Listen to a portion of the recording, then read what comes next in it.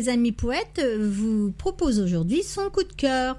Et Frédéric Camoin, né le 15 juin 1968 à Saint-Martin-d'Hères, région Rhône-Alpes. Aujourd'hui, il vit à Ivry, dans le 94, banlieue parisienne. Fonctionnaire à la Poste, ses loisirs, la musique, le parolier d'une dizaine de chansons produites dans l'associatif, aide les personnes âgées et autres en difficulté. Il cite « La misère n'est pas une fatalité, mais le fruit de l'indifférence ». Il écrit des textes d'une sensibilité extrême. Et voici maintenant. Autopsie du silence. On meurt chaque fois qu'on tait le tumulte. Quand l'injustice hurle et que l'âme exulte, le silence est un abîme, une corde au cou. Un pacte de complicité, un serment de dégoût. Le cœur se fame quand les poings s'effacent.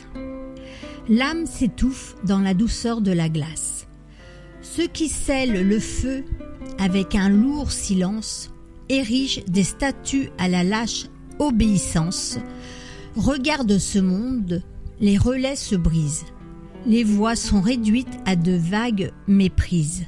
Les syndicats s'usent dans l'ombre du pacte, trahissant le peuple pour le bien des arrière-tracts.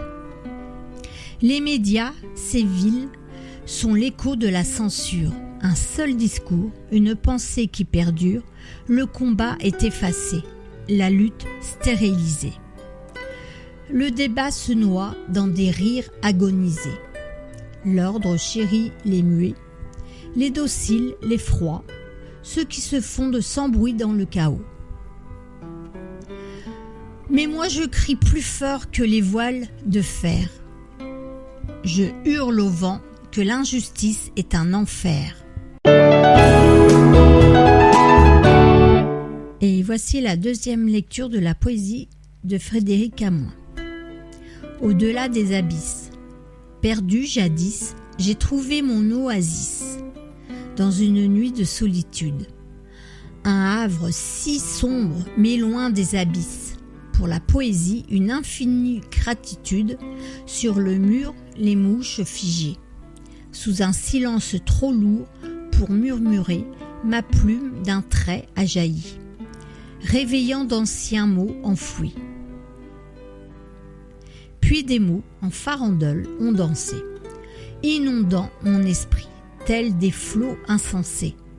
L'encre vaillante a joué les sauveteurs, repêchant mes pensées au fond de leur profondeur, et la rime libérée s'est envolée vers des vers éthérés, au-delà des nuées, pour enfin refermer l'impasse de ces décennies où ma mélancolie se tasse, laissant place au souffle d'une brise, d'une paix retrouvée douce et esquisse. Marie et ses amis poètes vous remercient et vous donnent rendez-vous mercredi prochain. Au revoir.